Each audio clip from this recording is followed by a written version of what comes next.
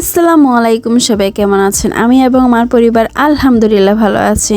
আমার ছোট খালা অনেক দিন পর বেড়াতে এসেছেন। তিনি আসার সময় আমার ছেলের জন্য কেক, চকলেট, লাড্ডু, তারপর রসমালাই নিয়ে এসেছেন।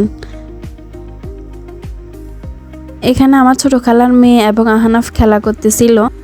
এখানে নাতাশাকে দেখতে একদম ছেলেদের মতো লাগতেছিল। পরদিন বিকেলে আমরা সবাই একটু ঘোরাঘুরির জন্য বের হয়েছিলাম। মূলত বাচ্চাদেরকে নিয়ে একটু আমরা শিশু পার্কে গেছিলাম।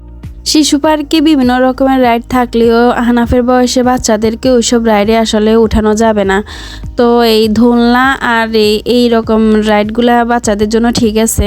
তো পরে এই ঘোড়াটার মধ্যে আহনাফ অনেকক্ষণ ছিল চড়তেছে, সে তো এখান থেকে নামতে চাচ্ছিল না। তো এখানে দোলনাটার মধ্যে বসে বসে আহনাফ নিজে নিজে উঠছে। দোলনাটার মধ্যে নিজে বসে বসে এখানে আম্মুকে ডাকতেছে, বাবাকে ডাকতেছে, নানা ভাইকে ডাকতেছে। ও নিজে নিজে কথা বলতেছে নানা ভাইয়ের সাথে। তো পরে আমরা ওইটা নিয়ে সবাই হাসতেছিলাম যে ও এখানে কি করতেছে। এই ট্রেনটাও চলে, একটু আগে চালাইছিল, এরপরে এখন স্টপ আছে এখানে। এরপর আমরা আহনাফকে উঠাইছিলাম, ও একা একা দুষ্টামি করতেছে।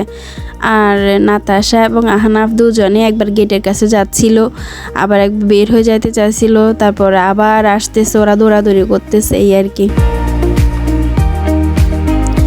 এখনকার শিশু পার্কে আসলে শিশু পার্ক নেই। আগে আমরা ছোটোবেলায় এই শিশু পার্কটার মধ্যে অনেকবার গেছিলাম আব্বু আম্মুর সাথে, তারপরে খালামণি, তারপর আমরা খালাতো বোনেরা। তো এখন আর ওইরকম নাই, কারণ এখন তো বাচ্চাদের চাইতে এখন বয়স্করা বা কাপলরা বেশি দেয় শিশু পার্কে।